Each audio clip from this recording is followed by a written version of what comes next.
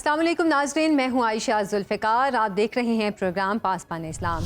नाज़रीन, कुलभूषण यादव से लेकर बदनामे ज़माना अजीत दोवल तक वाक़याती शहादतें, गिरफ्तार दहशतगर्दों के बयानात, उनसे पकड़ा जाने वाला भारतीय असलहा, दिल्ली और मुंबई में टेरर कमांडर्स की आमदोरफ्त, जाफर एक्सप्रेस हमले की खबर पर भारतीय मीडिया की फुर्तियाँ और नरेंद्र मोदी का बलोचिस्तान में दहशतगर्दों की सरपरस्ती का दावा इस बात का सबूत है कि दहशतगर्दी के पीछे भारत मुलविस है। पाकिस्तान में भारतीय दहशतगर्दी का सर्टिफाइड मास्टरमाइंड, दुनिया भर में भारत की खुफिया जंगों का अहम किरदार, अमेरिका और कनाडा में सर्जिकल स्ट्राइक्स का क्रिएटर अजीत दोवल है और मोदी का यही बदनामे ज़माना मुशीर सलामती उमूर आजकल मोदी के सियासी करियर के ताबूत की आखिरी कील ठोंक रहा है। पाकिस्तान से जंग में शिकस्त को छुपाने और झूठी फतह पर ढोल पीटने का मशवरा अजीत दोवल का ही था, जिसे भारतीय फौजी जर्नैलों के एतराफ़े शिकस्त ने तारीख के कूड़ेदान में डाल दिया है। वैसे दोवल का ये मशवरा मोदी जी को काफ़ी महंगा पड़ा है और आज 3 बार के वज़ीर आज़म के खिलाफ पूरे भारत में मुखालिफ समत की हवा चल पड़ी है। तज्ज़ियाकार और सियासी रहनुमा उन्हें जंग में शिकस्त का जिम्मेदार करार दे रहे हैं। पार्टी लीडर भारत की आलमी जगहंसाई पर कुर्सी छोड़ने का मशवरा दे रहे हैं। नरेंद्र मोदी ने 75 साल की उम्र होने पर एलके एडवानी समेत कई सीनियर पार्टी रहनुमाओं को रिटायर किया और इस साल वो खुद 75 बरस के हो रहे हैं। उन्हीं के हम उम्र आरएसएस के मोहन भागवत ने पार्टी से रिटायरमेंट का इरादा जाहिर करते हुए तंजन मोदी जी को भी रिटायर होने का मशवरा दिया है। वजीर दाखिला 60 साला अमित शाह भी उन्हें ऐसा ही मशवरा दे रहे हैं। अमित शाह वज़ारत उज़्मा के उम्मीदवार भी हैं और वोटर्स को अखंड भारत और इंडिया को दुनिया की मजबूत फौजी ताकत बनाने का ख्वाब दिखलाकर 3 बार वजीर आज़म बनने वाले नरेंद्र मोदी भारतीयों की रगों में नफरत का जहर भी घोल रहे हैं और उनकी जारहियत पसंदी ने भारतीय जमहूरियत की बुनियादें तक हिलाकर रख दी हैं। 2025 राष्ट्रीय सेवक सिंह की 100 साला तकरीबात का साल है और ऐन मुमकिन है कि 2025 मोदी जी के 12 साला इक़्तिदार का आखिरी साल भी हो, क्योंकि तारीख गवाह है कि जंग में हारने वाले हुक्मरानों को इक़्तिदार छोड़ना ही पड़ता है। यहीं से बात आगे बढ़ाएंगे और मौजू की जानिब और पाकिस्तान में दहशतगर्दी का शाफी और मुस्तकिल इलाज क्या है और ये कौन तजवीज़ करेगा, इस पर हम बात करेंगे। हमारे साथ मौजूद हैं जनरल रिटायर्ड जाहिद महमूद साहब। बहुत शुक्रिया सर आपके वक्त का। दहशतगर्दी के वाक़यात खास तौर पर फितना उल हिंदुस्तान की सरगर्मियों में एक बार फिर इजाफा देखा जा रहा है। क्या इससे निपटने के लिए फैसला कुन और भरपूर ऑपरेशन वाकई नागुज़ीर हो चुका है? जी देखिए आयशा, ऑपरेशन तो जारी है जी। ऑफ कोर्स नागुज़ीर तो बिल्कुल हो चुका है। न सिर्फ ऑपरेशन बल्कि हमें पूरा अपनी जो पॉलिसी है दहशतगर्दी के खिलाफ और ख़ास तौर पे अब ये जब एप्लीकेशन हुई है फितना हिंदुस्तान जब से बना है और ये जो प्रॉक्सी की और स्टेट स्पॉन्सर्ड टेररिज्म और प्रॉक्सी का जो मिक्स इंडिया की तरफ से पाकिस्तान के ऊपर प्रोक्लेम्ड तरीके से अप्लाई किया गया है, आई थिंक हमें अभी पूरी एक स्ट्रेटजी बनानी होगी। इस पे काइनेटिक्स भी शामिल है, पॉलिटिक्स भी शामिल है, सोशल जो भी चीज़ें हैं, पूरा एक होलसम पैकेज हमें बनाना पड़ेगा to deal with this business, क्योंकि अब तो ये प्रोटेक्टेड रहेगी। उसकी वजह यह है कि जो हिंदुत्वा का जो माइंडसेट है, जो सेफ्रनाइज्ड एप्लीकेशन है, वो इतनी बड़े तरीके पर पाकिस्तान के खिलाफ हो चुकी है और ये बदरू मोदी से निकलेगी, कल डोवल में जाएगी, डोवल से निकलेगी, कल किसी और में चली जाएगी। तो ये एक लॉन्ग टर्म एक स्ट्रेटजी हमें बनानी होगी और इमीडिएट एक्शन के तौर पे तो ऑफ कोर्स हमें काइनेटिक्स के साथ साथ, प्रिसीजन काइनेटिक्स के साथ साथ जो अपनी ऑपरेशनल चीजें हैं उनको भी इम्प्रूव करना होगा और उसके साथ साथ जो पॉलिटिकल इकोनॉमिक फील्ड में जो हमने काम करना है, खास तौर पे वो उन एरियाज में जहां से ये ब्रीडिंग ग्राउंड्स इनको मिल रहे हैं या जो टीटीपी के गढ़ हैं या जो आप बलूचिस्तान में ये जो गढ़ हैं या जो स्पोर्टर्स हैं, अबेटर्स हैं लॉफेयर के नीचे, तो एक होलसम पूरा पैकेज हमें तैयार करके इमीडिएटली उसकी एप्लीकेशन करनी होगी। सही। अच्छा, DGISPR ने अजीत दोवल को पाकिस्तान में दहशतगर्दी का मास्टरमाइंड करार दिया है। यकीनन अजीत दोवल के खिलाफ ठोस सबूत उनके पास होंगे, इसलिए ये बात भी की जा रही है क्या पाकिस्तान को भारतीय मुशीर सलामती के खिलाफ आलमी अदालत से रुजू करना चाहिए, जैसे नेतन्याहू के खिलाफ केस दायर हुआ था? जी बिल्कुल। देखिए, पाकिस्तान को हर उस फोरम पे हर उस इंडिविजुअल को अब सॉर्ट आउट करना होगा या उसको पॉइंट आउट करना होगा। जो अजीत दोवल तो देखिए उनकी स्पीचेस मौजूद हैं, उन्होंने कन्फेस किया हुआ है। वो अभी मैं परसों 1-2 दिन पहले भी उनकी एक स्पीच सुन रहा था जो वो ऑपरेशन सिंदूर के बाद कर रहे थे, उसमें उनका जो ह्यूब्रस एटीट्यूड है, अब वहां की उनकी सीवी एंटी पाकिस्तान या एंटी ह्यूमैनिटी खास तौर पे, जो जितना बड़ा जिसका सीवी है वो उसकी लीडरशिप के लिए तड़प रहा है जी, वो उसमें आगे जाना चाहता है। कभी गुजरात का बचर जैसे प्राइम मिनिस्टर ऑफ इंडिया बन गया और 14 से वो मुसल्लत है बीजेपी की हुकूमत जब से, उसके बाद ये मुसल्लत हुए पिछले 2-3 टेन्योर से इस रीजन के ऊपर, जो एंटी ह्यूमन एक इंसान है, तो वहां का सीवी उतना ही बड़ा हो जाता है। तो ऑफ कोर्स पाकिस्तान को बिल्कुल हर फोरम के ऊपर, हर बायलैटरल इंटरेक्शन में, हर मल्टीलैटरल इंटरेक्शन में और जितने भी फोरम्स हैं, इनको जिन लोगों के सबूत हमारे पास मौजूद हो, चाहे वो कुलभूषण हो या अजित डोवल हो। अभी देखे ना, अमेरिका के बीच पे जब इन्होंने गुरवंत सिंह के मर्डर का प्लान किया, तो उसके बीच में इन्होंने जो अमेरिका अदालत है उसने इम्प्लीकेट किया हुआ है जी गवर्नमेंट ऑफिशियल्स को, रॉ को, कि जी वो स्पॉन्सर कर रहे थे, वो लीड कर रहे थे। तो अमेरिका की अदालत में आप देख लें, फिर कनाडा का देख लें, 5 आईज जो वहां की रिपोर्ट है। मैं इसलिए ये बातें कर रहा हूँ, ये एग्जांपल्स कोट कर रहा हूँ कि ये तो अदर देन पाकिस्तान ये चीजें आ रही है। तो इस स्टेट का जो चेहरा है, जब तक इनके इंडिविजुअल स्पिन पॉइंट नहीं होंगे, जो पाकिस्तान के लोगों के खून से खेल रहे हैं, वो इतने आई मीन ह्यूब्रिस हो गए इन देयर अप्रोच कि वो घमंड के साथ उसको फिर खुशी से बताते भी कि हमने इतने लोग मारे। अभी जिस तरीके से ट्रेन के वाकयात हुए हैं, जो अभी बसों से लोग उतार के मारे जाते हैं, सबके जो खून के धब्बे हैं ना जी, और जो खून जिन हाथों से, जो हाथ इनके खून से रंगे हुए हैं, वो यही डोवल टाइप लोगों के हाथ हैं। और इनको बिल्कुल पाकिस्तान को बगैर किसी लगी लिपटी के इनको आइडेंटिफाई करके प्रोनाउंसली दुनिया तक इनके चेहरे दिखाने चाहिए जी। बिल्कुल ठीक है। अच्छा, इसराइल के खिलाफ जंग के दौरान ईरान का मोसाद के अफगानी और जो भारतीय एजेंट्स थे उनके खिलाफ कोई ऑपरेशन उम्दा मिसाल है। क्या पाकिस्तान भारतीय प्रॉक्सीज के खिलाफ इस तरह का कोई इकदाम नहीं उठा सकता? देखिए जी, पाकिस्तान की इंटेलिजेंस एजेंसीज, पाकिस्तान के जो इदारे कौमी सलामती के हैं, वो कॉन्टिन्यूसली एक प्रोसेस के तहत काम कर रहे हैं और वो ऑलरेडी बहुत सारी चीजें हो रही हैं। एक्चुअली खबरों में शायद इतनी चीजें सामने नजर नहीं आती, बट हैविंग सेड दैट और बहुत कुछ कर रहे हैं। देखिए ना, हालात बड़े डिफरेंट हैं जी, खासतौर पे बलूचिस्तान में जो हम लास्ट 48 आवर्स से जो हालात देख रहे हैं, दीज आर नॉट गुड। और वो उन्होंने जो कहते हैं ना ऑपरेशन संदूर का एक पॉज है, हम जारी रखें, वो जारी रखा हुआ है जी। उसके बाद बहुत सारी ऐसी चीजें हैं जो एक नई सिचुएशन जन्म ले चुकी है। इंडिया के इस जो पहलगाम की नाकामियां हैं, उस नाकामियों की वजह से और ज्यादा खराबियां पैदा हो रही हैं। तो ये जो हेजमोनिक स्टेट्स होती हैं, जो मेंटली अपने आप को हेजमान समझना शुरू कर देती है, जब ये इनके ऑपरेशनल फेलियर्स होते हैं, तो वहां पे क्यास और कंफ्यूजन और बहुत ज्यादा फैल जाती है जी। और उसके अलावा फिर अब इन्होंने तो ये बिल्कुल प्रॉक्सी वॉर को, जो इंसानियत सोच, जो इंसानियत के खिलाफ ये जो वाकयात हो रहे हैं, अब मुसाफिरों को बसों से उतार के मार रहे हैं, मासूम बच्चों को मार रहे हैं, टेररिस्ट का लिबादा आप उनको उड़वाना चाहते हैं। जो हवा जो 4-5 साल की हमारी बच्ची थी, इर्तजा जो 6-7 साल का बच्चा था, तो ये एक स्ट्रेटेजिकली कंफ्यूज्ड माइंड, सेफ्रोनाइज्ड सोच के साथ, विद हेट बेस्ड आइडियोलॉजी के साथ जब एप्लीकेशन हुई है, तो खराबी बहुत बढ़ रही है।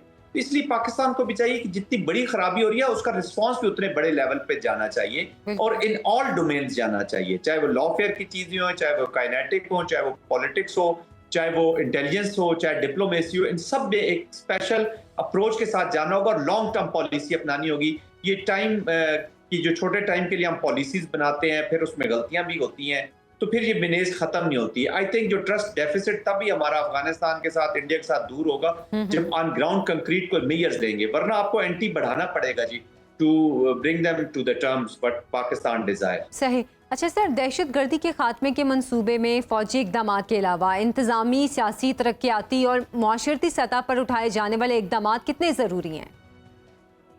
देखिए, मैं ये समझता हूँ आयशा कि जो पाकिस्तान, खासतौर पे बलूचिस्तान और खैबर पख्तूनख्वा के जो हालात हैं, इसमें जो मेजर कंट्रीब्यूटर है वो बैड गवर्नेंस है, बैड मैनेजमेंट है।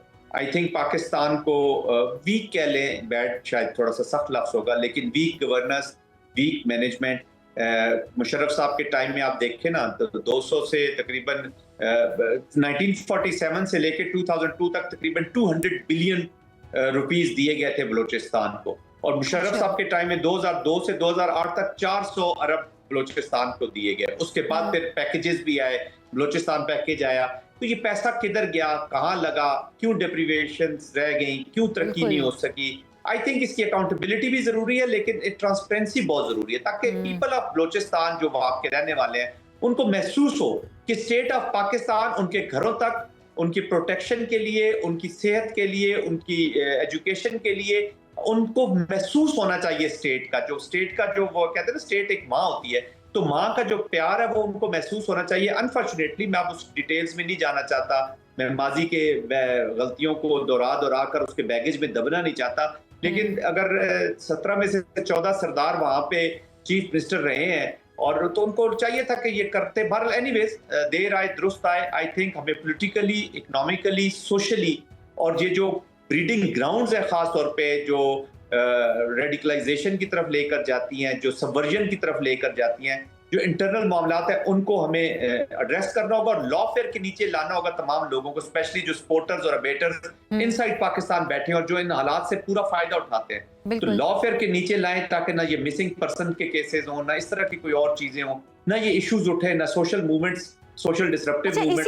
इसी पे सर मैं सवाल ये भी करना चाहूंगी, कता कलामी की माजरत, इसी पे मैं ये पूछना चाहूंगी कि तुर्किया के खिलाफ जो लड़ने वाले कुर्द अलहदगी पसंद थे, उन्होंने गुज़श्ता दिनों हथियार डाल दिए। पाकिस्तान में इस तरह की कोई मूवमेंट, इस तरह की पेशरफ्त कोई मुमकिन है? देखिए, पाकिस्तान ने जितना चांस दिया है पीस को जी, शायद ही किसी मुल्क ने दिया हो। तुर्किया में ये वाकयात जरूर हो रहे हैं, हर जगह का जी डिफरेंट एनवायरनमेंट होती है।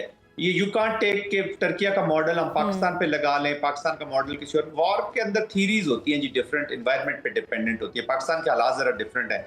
ऑफ कोर्स अभी चीफ ऑफ आर्मी स्टाफ की अगर आपको कुछ अर्सा पहले की स्पीच याद होगी तो उन्होंने कहा होगा जी हम बिल्कुल उनका ख्याल रखेंगे जो हथियार डालेंगे और आईने पाकिस्तान के नीचे बातचीत करेंगे। लेकिन इस वक्त तो ये वो एलिमेंट्स हैं जो बिल्कुल फितरतुल हिंदुस्तान, इसलिए तो इनको कहा गया कि वो अपने जो प्रॉक्सी मास्टर है उसके इशारों पर नाच रहे हैं। तो जो लोग कॉन्स्टिट्यूशन के नीचे रह के आप समझते हैं कि उनका ट्रस्ट आपको अवेलेबल है, हासिल है, उनको बिल्कुल कंपनसेट करना चाहिए। लेकिन जिन्होंने हथियार उठाए हैं, जो मासूम लोगों को मार रहे हैं, जो पाकिस्तान की स्टेट के खिलाफ जंग कर रहे हैं, उनको फिर आनी हाथों से निपटना होगा जी, वरना आप बार बार उसी सुराख से डसे जाएंगे जो पास में आप डसे जाते रहे। बहुत शुक्रिया। जनरल रिटायर्ड जाहिद महमूद साहब हमारे साथ मौजूद थे। जुलाई 2024 में भारतीय हिमायत याफ्ता बांग्लादेश की हसीना हुकूमत के खिलाफ नौजवान इनकलाब, मई 2025 में पाकिस्तान से जंग में शिकस्त, श्रीलंका, नेपाल, मालदीव और म्यांमार का भारत से दामन छुड़ाना और पाक चीन बांग्लादेश ट्राइका का वजूद में आना, ये सब महज इत्तफाक नहीं बल्कि पड़ोसी मुल्कों पर अपनी बालादस्ती के ख्वाहिशमंद और दहशतगर्दों के इंटरनेशनल प्रमोटर भारत का जबरदस्त स्ट्रेटेजिक घेराव है। भारतीय थिंक टैंक की तकरीब से खिताब में chief of defence general Anil Chauhan ने पाकिस्तान, बांग्लादेश और चीन के मुश्तरका मुफादात को इलाकाई सिक्योरिटी के लिए खदशात का बाइस करार दिया और नाम लिए बगैर चीन की जनूबी एशिया में एंट्री पर भी एतराज़ उठाया। भारत, चीन, पाकिस्तान, बांग्लादेश ट्राइका से खौफजदा क्यों है? क्या भारत को शिमाल मशरिक से मिलाने वाली सिलीगुड़ी राहदारी पर सिक्योरिटी खदशात हैं या उसे खलीज बंगाल से बेदखली का धड़का लगा हुआ है? इस पर हम बात करेंगे। हमारे साथ मौजूद हैं साबिक सफ़ीर शाहिद कियानी साहब। सर, बहुत शुक्रिया आपके वक्त का। भारतीय चीफ ऑफ डिफेंस ने पाकिस्तान, चीन और बांग्लादेश ट्राइका के हवाले से जो इंडिया के लिए सिक्योरिटी खदशात का बाइस करार दिया है, इनके ये खदशात किस हद तक दुरुस्त हैं? देखिए, मैं आपको एक चीज़ बताऊं, सबसे इम्पोर्टेंट चीज़ जब फॉरेन पॉलिसी में जब बनाई जाती है वो आप देखते हैं कि जियोपॉलिटिकल लोकेशन क्या है आपकी। ज्योग्राफी में मीन्स आपके जो हमसाया मुल्क कौन से हैं। जी जी। उसके बाद उसकी सिग्निफिकेंस होती है कोएग्जिस्टेंस, कि हम इनके साथ हमने कोएग्जिस्ट करना है।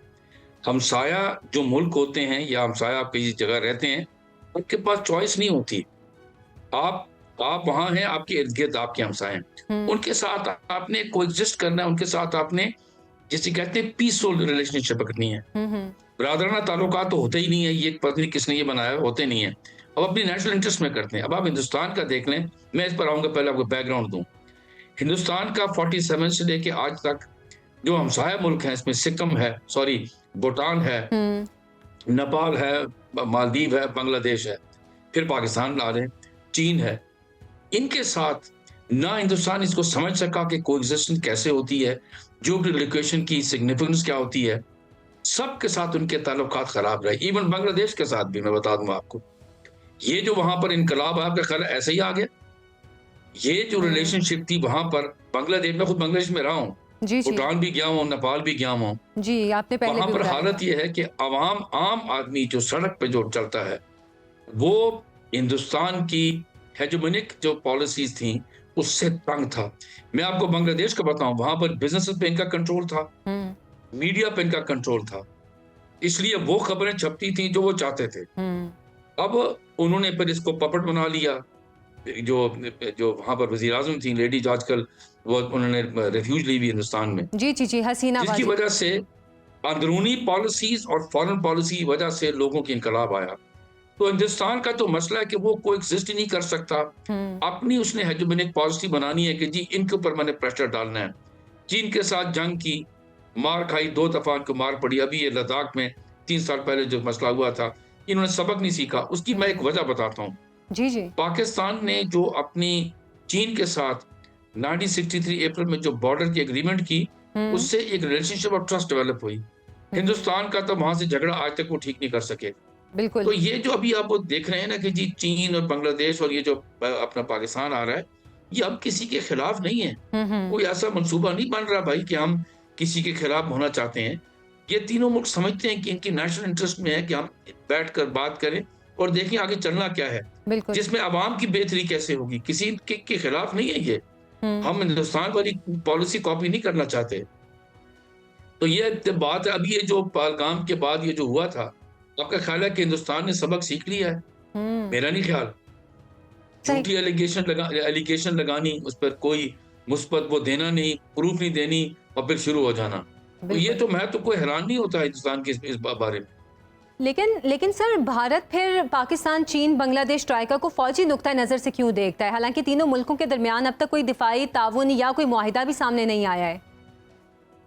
देखिए जी, कभी भी नहीं। ये असल में अगर आप देखें ना, आप जरा चीन को देखें, सबसे बड़ा मुल्क है इस वक्त, हम्म ग्लोबल पावर है। अभी कल देखें, कल जो चीन के वजीर खारजा हैं और अमेरिका के वजीर खारजा की मलेशिया के अंदर साइड लाइन पर आसियान की समिट में बातचीत हुई, और दोनों ने ये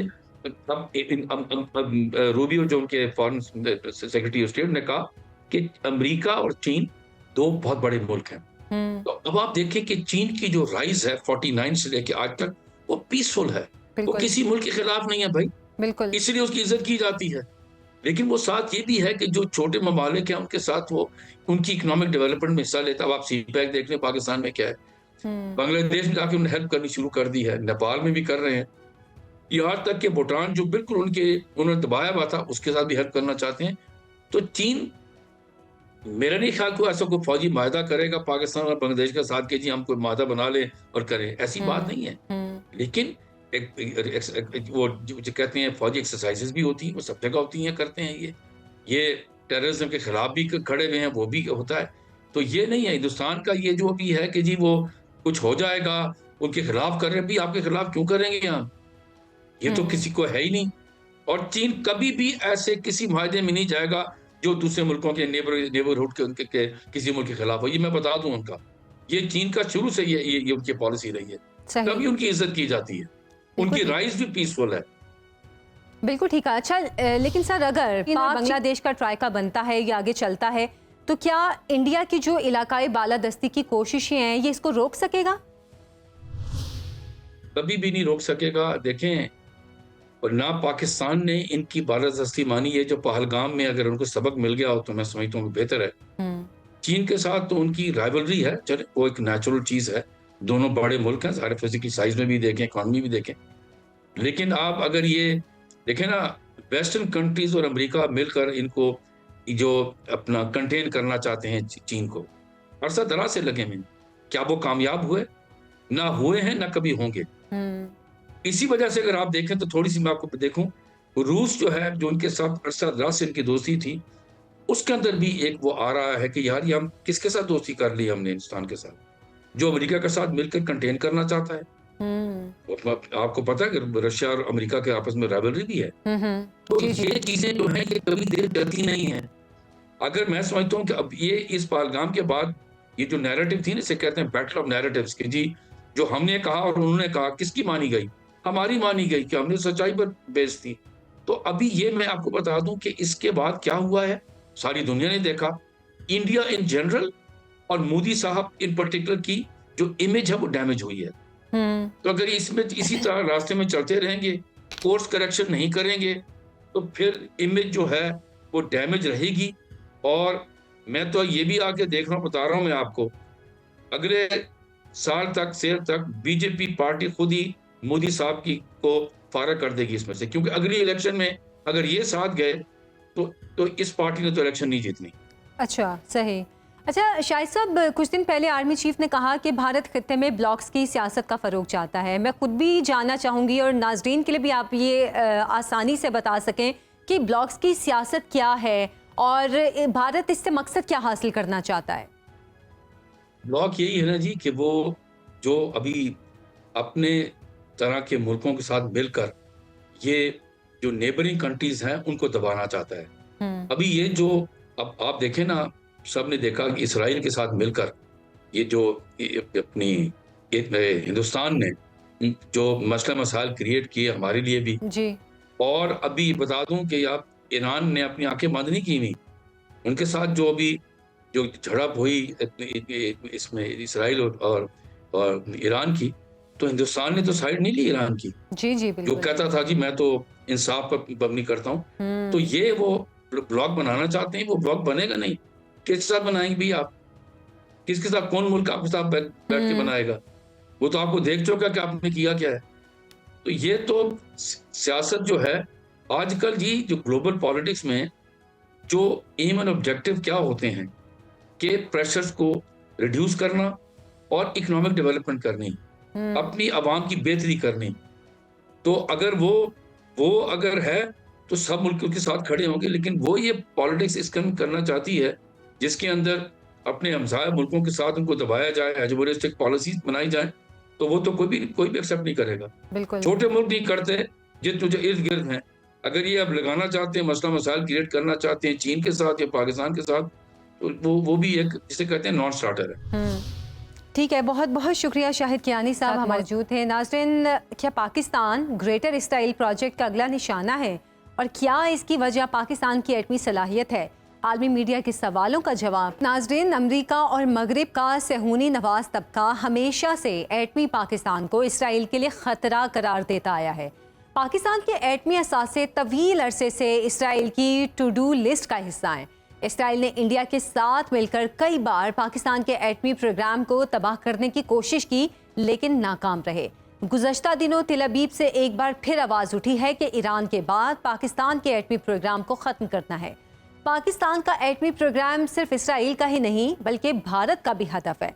भारत मई में ताबकारी का इल्ज़ाम लगाकर पाकिस्तान की एटमी तनसीबात के खिलाफ मुहिम चलाने की नाकाम कोशिश भी कर चुका है, लेकिन साजिशों के बावजूद अल्हम्दुलिल्लाह पाकिस्तान एटमी प्रोग्राम की हिफाजत के लिए पुरज़्म है।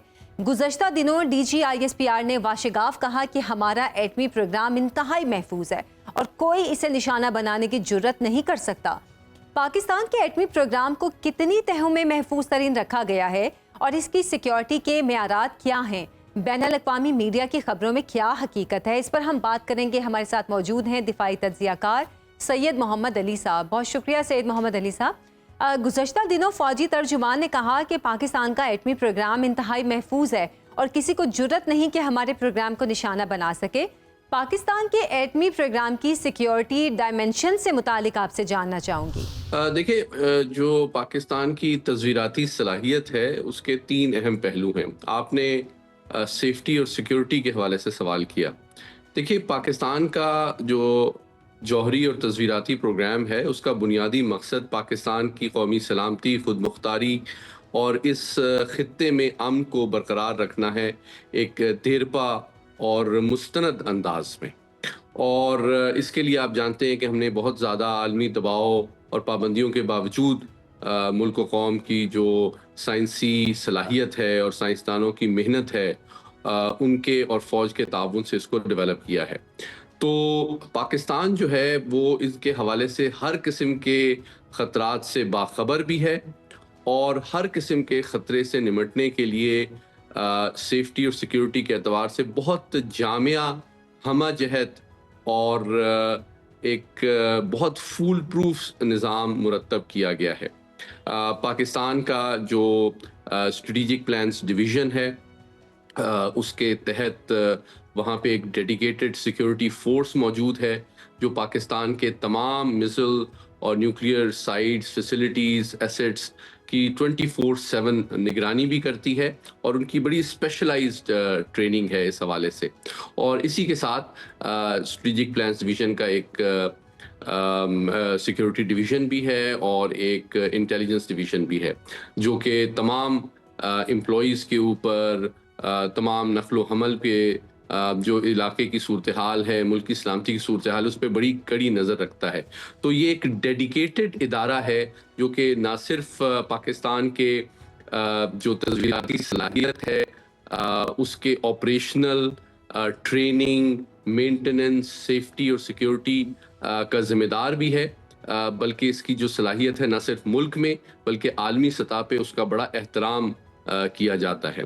और वो पाकिस्तान की जो हुकूमत है, पाकिस्तान की फ़ौज है और पाकिस्तान की आवाम की जो तवक्कुआत हैं उसका उसका मज़हर भी है और इस बात को इंश्योर करता है कि किसी किस्म के हादसे, किसी किस्म की साजिश और किसी किस्म की उसको नुकसान पहुंचाने की कोशिश को हर अंदाज में मुकम्मल तौर पे नाकाम बनाया जाए। अच्छा सर, इसराइल माजी में भी हमारे एटमी प्रोग्राम के खिलाफ नाकाम साजिशें करता रहा है और अब इंडिया से मिलकर फिर से मुतहरिक है।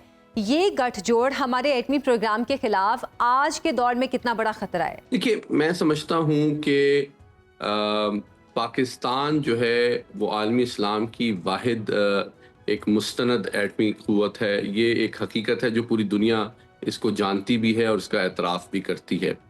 और ये भी एक हकीकत है कि दुनिया में शायद कई मुल्क होंगे जो कि इस नहीं चाहते थे कि ये सलाहियत पाकिस्तान हासिल करे और मुख्तलिफ अंदाज से पाकिस्तान की हौसला शिकनी की कोशिश तारीख़ में पिछले 5 दहाइयों पर मुहित रही है।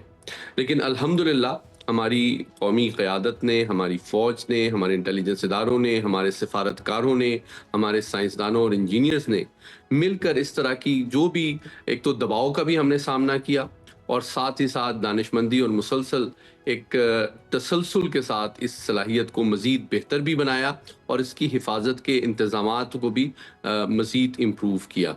तो पाकिस्तान हर किस्म के ख़तरात से बखूबी वाकिफ़ भी है, उसके लिए बखूबी तैयार भी है और जो पूरी दुनिया की आलमी ताकतें भी हैं और जो हमारे दुश्मन हैं वो बखूबी ना सिर्फ हमारी सलाहियत से बखूबी आगाह हैं बल्कि उनकी सेफ्टी सिक्योरिटी के निज़ाम से भी वाकिफ़ हैं। इसलिए किसी किस्म की जो हरकत है वो हम माजी में भी नाकाम करते रहे हैं और साथ ही साथ ये कि अगर हमारे रिजॉल्व को या क्रेडिबिलिटी को टेस्ट करने की कोशिश की जाए तो हम भरपूर अंदाज में ना सिर्फ उसको नाकाम बनाएंगे बल्कि ये इंश्योर करेंगे जिस भी जानिब से इस तरह की कोई हरकत या कोशिश की जाएगी उसका जो कीमत है वो बहुत ज़्यादा होगी उन एलिमेंट्स की जानिब जिसको वो शायद अफोर्ड ना कर सके। और ये रियलाइजेशन कि पाकिस्तान की सलाहियत और पॉलिटिकल विल ऐसी है कि वो किसी भी जाहिरियत के ख़िलाफ़ एक बहुत प्रोहिबिटिव कॉस्ट इन्फ्लिक्ट और इम्पोज करने की सलाहियत रखता है, यही इस खित्ते में अमन की सबसे बड़ी ज़मानत है। और इस सलाहियत का इदराक, एतराफ़ और एहतराम करते हुए हमारे दुश्मन भी जो हैं वो किसी भी ऐसी हरकत से बाज रहे हैं और रहते हैं जिसके नतीजे में वो जानते हैं कि उनको नाकाबिल तलाफ़ी नुकसान उठाना पड़ सकता है। अच्छा सईद अली साहब, पिछले दिनों अमरीकी सीक्रेट सर्विस ने पाकिस्तान पर बैनुल बर आज़मी बैलिस्टिक मिसाइल की तैयारी का भी इल्ज़ाम लगाया। क्या पाकिस्तान वाकई 5000 किलोमीटर से ज़्यादा रेंज का मिसाइल बना सकता है? नहीं जी, मैं पहले तो तस्हीह करना चाहूँगा कि अमेरिका की सीक्रेट सर्विस ने इस तरह का कोई इल्ज़ाम नहीं लगाया। मैं इसकी तस्हीह करना चाहूँगा। अमेरिका के 18 से 19 डिफरेंट इंटेलिजेंस एजेंसीज़ हैं और साबिक हुकूमत में बाइडेन एडमिनिस्ट्रेशन के जो डिप्टी नेशनल सिक्योरिटी एडवाइज़र थे उन्होंने इस हवाले से अलबत्ता एक गैर मुहतात और गैर ज़िम्मेदाराना स्टेटमेंट दी थी जिसको मैंने ख़ास तौर पे बहुत ज़मीनी हक़ाइक़ और टेक्निकल सबूतों के साथ इसकी नफ़ी की थी। और उसकी 3 बुनियादी वजूहात हैं। ये इस तरह की जो बयानियाँ घड़े जाते हैं उनका मकसद जो है भारतीय इंटेलिजेंस और हुकूमत की ये कोशिश होती है कि पाकिस्तान की तस्वीराती सलाहियत के हवाले से दुनिया में शकूक व शुबहात और गलत फहमियाँ पैदा की जाएं, जिसके नतीजे में पाकिस्तान और आलमी ताकतों के जो बेहतर होते हुए रवासिम हैं उन पर एक मनफी असर डाला जा सके। तो पाकिस्तान का जो तस्वीराती सलाहियत खुसूसन जो मिज़ल कैपेबिलिटी है वो हम बारहा इसका इयादा कर चुके हैं कि वो जनूबी एशिया में अमन के क़याम की ज़मानत है और जनूबी एशिया में खुसूसन हमारे मशरकी हमसाये की जानिब से किसी भी जारियत का सद्देबाब करने या उसको नाकाम बनाने के लिए हमारे कौम के अज़्म का एक अमली इजहार है। तो पहली बात यह है कि अमेरिका के साथ हमारे रवासिम जो हैं वो 3 एतबार से बड़े अहम हैं, हमारी कौमी सलामती के लिए, ख़ारजा पॉलिसी के लिए, कौमी मईशत के लिए। और अमेरिका एक बड़ी आलमी ताकत है और हमारी सबसे बड़ी एक्सपोर्ट मार्केट भी है, जिसमें दिन दुगनी रात चुगनी इजाफा हो रहा है और हम चाहते हैं कि हमारी एक्सपोर्ट्स मज़ीद अमेरिका में बढ़ें। दूसरी बात यह कि पाकिस्तान की 10 लाख से ज़्यादा पाकिस्तानी अमेरिका में आबाद हैं जो पाकिस्तान में रेमिटेंसेस भेजते हैं और पाकिस्तान और अमेरिका के ताल्लुकात के दरमियान एक पुल का किरदार अदा करते हैं और वो अमेरिका की तरक्की और खुशहाली में भी अपना रोल प्ले कर रहे हैं और पाकिस्तान की भेजने वाली रेमिटेंसेस के ज़रिए से हमारी मईशत में भी बड़ा अहम रोल प्ले कर रहे हैं। तीसरी बात यह है कि हमें वक्तन फ़वक्तन इंटरनेशनल फाइनेंशियल इंस्टीट्यूशन IMF और वर्ल्ड बैंक के पास भी जब रुजू करना पड़ता है तो अमेरिका की जो उसमें असर और रसूख है वो पाकिस्तान उसको अप्रिशिएट करता है। तो ये 3 वो हकायक हैं जिसकी बुनियाद पे हमें कोई फ़ायदा नहीं है कि हम अपनी सबसे बड़ी एक्सपोर्ट मार्केट जो है उसके ऊपर कोई मिसाइल हमला प्लान करें। तो ये एक मज़हगा खेस एक फेक नैरेटिव है जो भारतीय लॉबी अमेरिका में लोगों को मिसगाइड करने के लिए मुरतब करने की नाकाम कोशिश कर रही है ताकि पाकिस्तान और अमेरिका के बेहतर होते हुए ताल्लुकात में गलतफहमी पैदा की जाए। और आप जानते हैं कि हालिया पाकिस्तान ने जितनी बड़ी हजीमत भारत पे ऊपर इन्फ्लिक्ट की है बुनियादुल मरसूस के नतीजे में, उसका एतराफ़ सबसे बड़ा उसका जो एतराफ़ का सबूत है वो हमारे army chief field marshal Syed Asim Munir को सदर ट्रंप की जानिब से ज़ुराने के लिए मदऊ करना और उनको अप्रिशिएट करना पब्लिकली, ये इस बात का सबूत है कि वो पाकिस्तान की फ़ौज को, पाकिस्तान की रियासत को, पाकिस्तान की मिलिट्री कैपेबिलिटी को बहुत एहतराम और कदर की निगाह से देखते हैं और ताल्लुकात को बेहतर बनाना चाहते हैं। हाल ही में पाकिस्तान के एयर चीफ ने भी अमेरिका का दौरा किया है जो इस बात का सबूत है कि पाकिस्तान और अमेरिका के ताल्लुकात इवन मिलिट्री डोमेन में भी बेहतर हो रहे हैं। जबकि सदर ट्रंप ने, आप जानते हैं कि G7 से वापसी पे वज़ीर आज़म मोदी को मदऊ किया था तो वज़ीर आज़म मोदी ने अमेरिका दौरे से माजरत जाहिर की थी, जिससे ये साबित होता है कि बुनियादुल मरसूस की शिकस्त और शर्मिंदगी के बाद खुद भारतीय वज़ीर आज़म अमेरिका से मुंह छुपाते फिर रहे हैं। अच्छा, मई में भारत ने पाकिस्तान पर एटमी ताबकारी का इल्ज़ाम लगाया और UN से पाकिस्तान की तनसीबात का कंट्रोल संभालने का मुतालबा किया। हालांकि न्यूक्लियर सिक्योरिटी इंडेक्स में हम हमेशा भारत से ऊपर रहे हैं।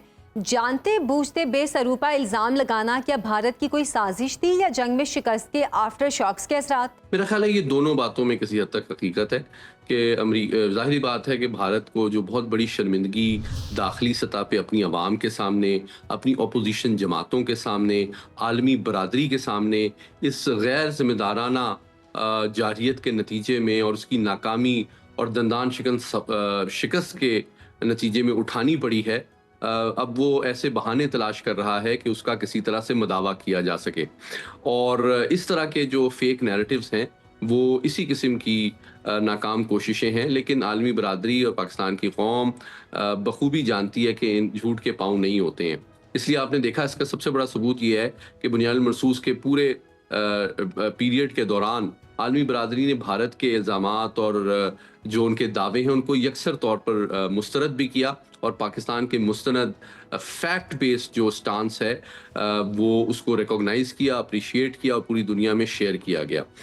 ये जो पाकिस्तान के हवाले से ताबकारी के इल्ज़ामात हैं इनमें कोई हकीकत नहीं है। पाकिस्तान का जो जौहरी प्रोग्राम है वो इंतहाई महफूज हाथों में है और इसके अलावा अगर इस तरह की कोई बात होती तो सबसे पहले पाकिस्तान की खुद हुकूमत और जो रेलिवेंट इदारे हैं वो इसका नोटिस भी लेते और आवाम की सेफ्टी सिक्योरिटी को इंश्योर करने के लिए वो तमाम ज़रूरी इक़दाम उठाते। लेकिन इस किस्म की कोई बात जो है उसमें कोई हकीकत नहीं है, राज है जिसको पब्लिक में शेयर नहीं किया जाता। और उनको निशाना बनाना या ढूंढना ही भारत के लिए बहुत मुश्किल है, लेट अलोन कि वो उसकी तबाही का दावा करे। और वो इंतहाई महफूज भी हैं। और दूसरी बात ये कि अगर ऐसा होता तो जो पाकिस्तान की जवाबी कार्रवाई है वो भारत उसका मुतहम्मिल नहीं हो सकता था। हाँ, अलबत्ता ये ज़रूर है और ऐन मुमकिन है कि भारत की जो 2 मिसाइल स्टोरेज साइट्स, खुसूसन जहाँ पे ब्राह्मोस को स्टोर किया जाता है तैयार करने के बाद, उनको जो पाकिस्तान ने कामयाबी से निशाना बनाया, उससे तवज्जो हटाने और इस खजालत को कम करने के लिए ऐन मुमकिन है कि ये फेक नैरेटिव भारतीय मीडिया प्रमोट करने की कोशिश कर रहा हो। बहुत शुक्रिया सैयद मोहम्मद अली साहब। नाज़रीन, पाकिस्तान से जंग में शिकस्त पर भारतीय असलहा आलमी मार्केट में अपना एतबार खो चुका है। ब्राज़ील ने भारत से आकाश मिसाइल सिस्टम की खरीदारी का मुआहिदा रोक दिया है और यूरोपीय मुल्क के मिसाइल सिस्टम की खरीदारी को तरजीह देने का फैसला किया है। ब्राज़ील और भारत के दरमियान मिसाइल सिस्टम की खरीदारी का मुआहिदा $5 अरब से ज़्यादा मालियत का है, जिसे बरकरार रखने के लिए भारतीय वज़ीर आज़म की ब्राज़ीलियन सदर से खुसूसी मुलाकात भी बेनतीजा रही। लगता है कि सिर्फ भारतीय हथियार ही नहीं बल्कि भारतीय लीडर भी अपना एतबार खो चुके हैं। आज के प्रोग्राम से मुझे इजाज़त दें। पाकिस्तान जिंदाबाद, पाक फौज पाइंदाबाद।